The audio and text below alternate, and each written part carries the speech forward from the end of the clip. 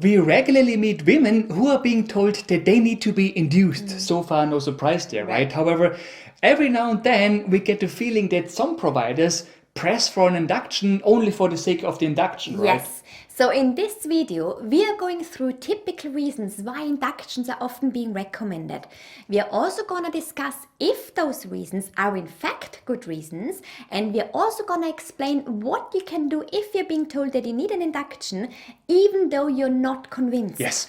This is Nathalie, a pregnancy and birth consultant and TCM therapist. And that's Mathias, a researcher and Science Geek, and we help expecting mummies and their babies naturally and science-based. So, do you really need an induction? Before we start, please keep in mind that this video does not replace a consultation with a qualified healthcare provider, right? The purpose of this video is only to give you some background information that you can then use for that conversation with your provider. Alright, so one of the most common reasons why providers often recommend an induction is when your water breaks but labor does not start on its own.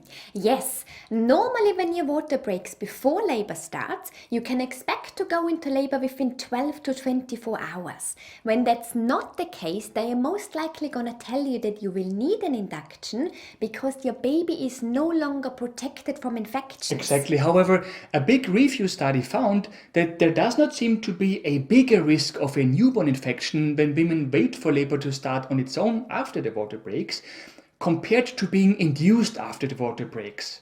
And it also does not seem to increase the risk of having a C-section. What they did find is that an induction seems to lower the risk of a maternal infection.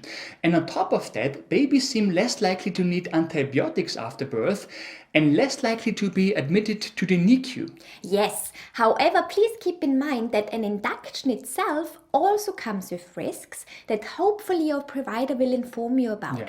So you will have to look at your specific case together with your provider and weigh the pros and cons. Yes. Another reason why they might want to induce you is when you have low levels of amniotic fluid at the end of your pregnancy. It's very common to press for an induction in that case. However, scientists found that inducing labor in case of a too low level of amniotic fluid does not seem to come with added benefits for the baby compared to waiting for labor to start on its own, right? If this is your only problem, right? So if you are in that situation, you might want to read the blog post on the Labas website that you can find in the description below this video. Show it to your provider and find out what their arguments are after reading that blog post, right? Another common reason for an induction is when your placenta is separating from your uterus, also called placental abruption. When this happens, the supply of nutrients and oxygen to the baby can be impaired. However, whether or not you're going to need an induction depends on the severity of the case. Yes, but we are not going to lie to you. In many cases, a baby will be better off in the outside world when this happens, right? In fact, if the case is severe, you might even require a C-section. So all you can do in that case is looking at the specifics of your case and the risks involved together with your provider, right? Yes.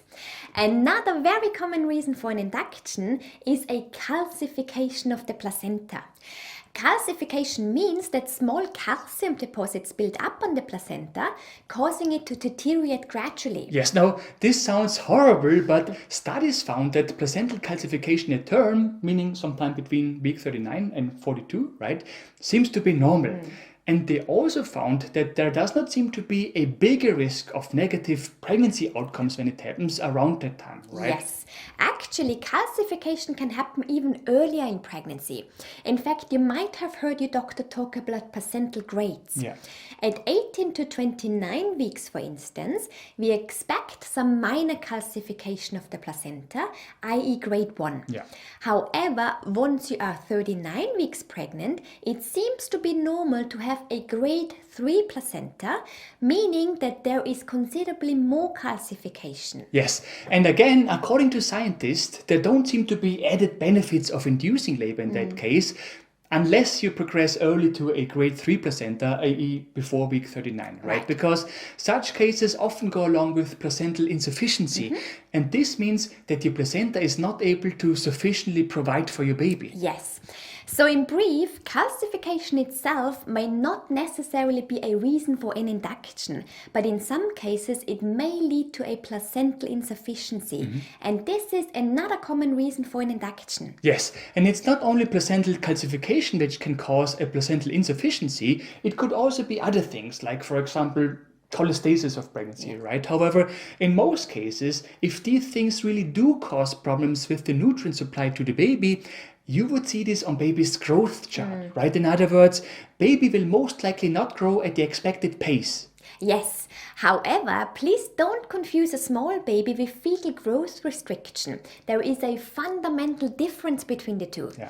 When you look at a baby's growth chart and see that baby is just below average, well, that is not necessarily a reason to be worried as long as that growth is constant. Yes, it normally just means that you have a baby who is smaller than average, but if you look at the school class, not all children are equally tall, right? So that is not necessarily a problem. Yes. However, there might be a problem if baby grows at a certain pace and then suddenly there is a drop. In other words, baby's weight or size moves from a certain percentile to a lower one. This could mean that there is a problem. And we're not gonna lie to you, if that drop is considerable, it might be a good reason for an induction. Exactly. And of course, there can also be cases when a baby is just super big or very, very little. That too could point towards complications. So again, look at the data together with your provider. It's one thing to be diagnosed with something like placental calcification, but it's another story if that problem has an impact on your baby or yourself. Right. The next very popular reason for an induction is gestational diabetes. This is a rather difficult topic because on the one hand, studies did find that gestational diabetes can increase the risk of complications, particularly for the baby. Yes, but on the other hand, when you look at studies, whether or not there are benefits of inducing labor in case of gestational diabetes is not so clear. Therefore, different health authorities in different countries came up with different kinds of advice on what to do in such a case. But in general, it seems that if you suffer from gestational diabetes but are able to manage it well with exercising and nutrition only, then the risks seem to be lower compared to cases that require medications to control blood sugar levels. Such as it is the case when you suffer from diabetes in general, right? And unfortunately, that's all we can tell you because, again, the results of the studies are mixed, right? Yes. And then the most common reason for an induction is obviously the stage of your pregnancy. A friend of mine was told just days ago that if she does not go into labor by her due date, they're going to induce her. Yeah. And that is just strange, because first of all, there are no medical reasons for an induction in her case. And second, we all know that due dates are just an estimate and not very accurate, right? Yes, however, when you're nearing 1 or 2 weeks beyond your due date and labor has not started on its own, things might be a bit different. Personally, we are big fans of letting labor start on its own, right? But we are not gonna lie to you, studies do show that the risks of adverse health outcomes increase if you go beyond week 41, and particularly if you go beyond week 42, especially if you're a first-time mom, right? We don't mean to scare you, we just want to give you the facts, right? So you will have to discuss with your provider what the risks are in your particular pregnancy case, but again, if they tell you you're going to be induced if you don't go into labor by your due date, we wouldn't accept that. Ask for specific medical reasons why they think an induction is required. Right. Now, there are two questions that we often receive when it comes to an induction. The first one is, what can I do if I don't want an induction, but my provider presses for an induction?